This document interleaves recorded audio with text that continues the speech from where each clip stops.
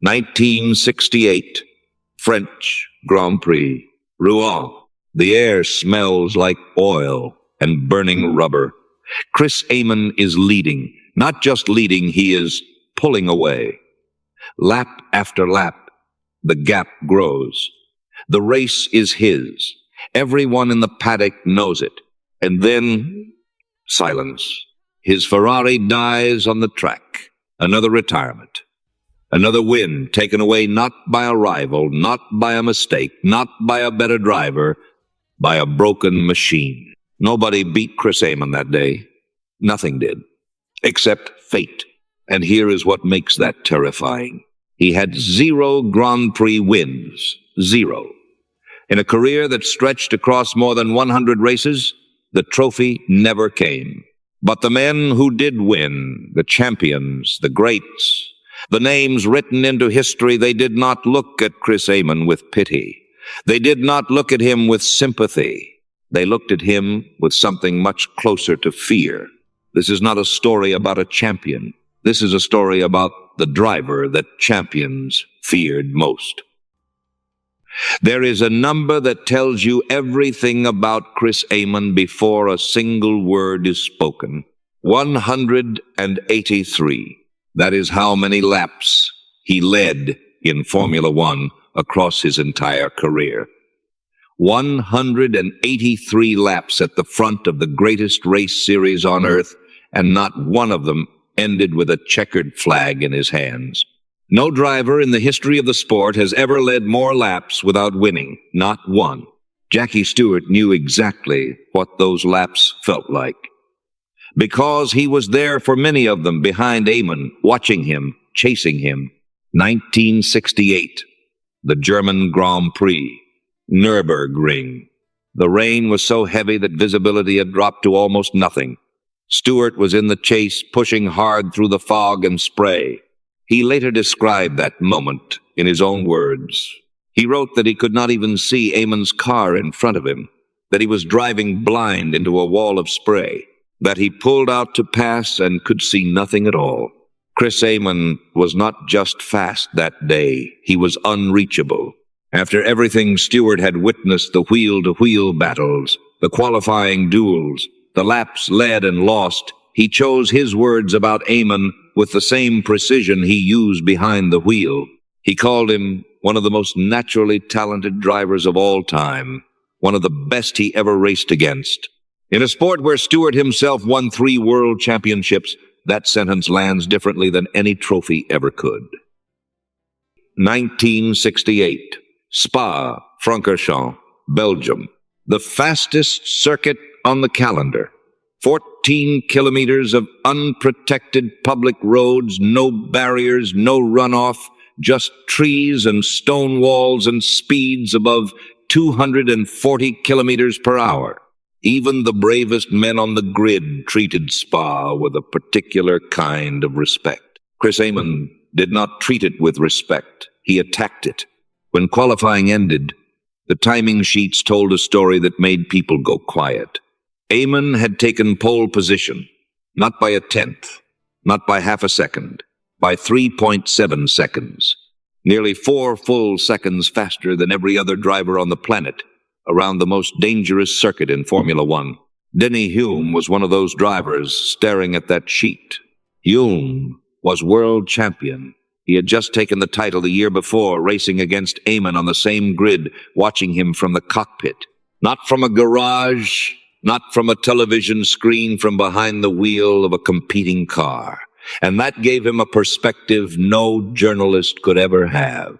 Later in Canada that same season, Hulme watched Amon lead by over 60 seconds before the gearbox tore itself apart. 60 seconds in a field of the fastest drivers alive. What Hulme said after witnessing all of this was short, and it was devastating. He said Chris was probably quicker than all of them. Not some, all, including himself. When Niki Lauda arrived at Maranello in 1974, Mauro Forghieri was waiting for him. Forghieri was Ferrari's chief engineer, the man who had spent 3 years building cars around Chris Amon. Every adjustment, every test lap, every piece of feedback at the absolute limit of what a machine could do. Forghieri knew what a great driver felt like from the inside. He had measured it. He had lived it. And now, with Lauda, he built it again. 2 championships, back-to-back dominance. The entire F1 world rewrote the story of Ferrari around the Austrian's precise, analytical mind. But Forghieri never forgot the standard that had been set before. He said publicly, after everything he had achieved with Lauda, that Chris Amon was the finest test driver Ferrari had ever known. Not the second finest, not equal to Lauda, the finest. He said Amon had every quality a world champion needed. Every single one. That statement from the man who built Lauda's championship-winning cars is its own kind of verdict. And there is one final detail that connects these 2 men in a way no trophy can explain. In 1976, at the Nürburgring, Lauda's Ferrari caught fire. Amon was still racing that year. He drove past the wreckage. He watched. And when the race was stopped and restarted, Chris Amon refused to get back in his car. He retired from Formula One that same weekend. He had seen enough. The man who understood cars better than almost anyone alive walked away because of what almost happened to Lauda. If anyone in the history of motorsport had the right to judge Chris Amon across every dimension of driving, it was Mario Andretti. Andretti won the Formula One World Championship. He won the Indianapolis 500. He won the Daytona 500. He won Le Mans. He conquered dirt tracks, speedways, road circuits, street circuits, endurance races. He is the only driver in history to have won all 3 of those major titles. Nobody alive had seen more categories of racing from the inside of a cockpit.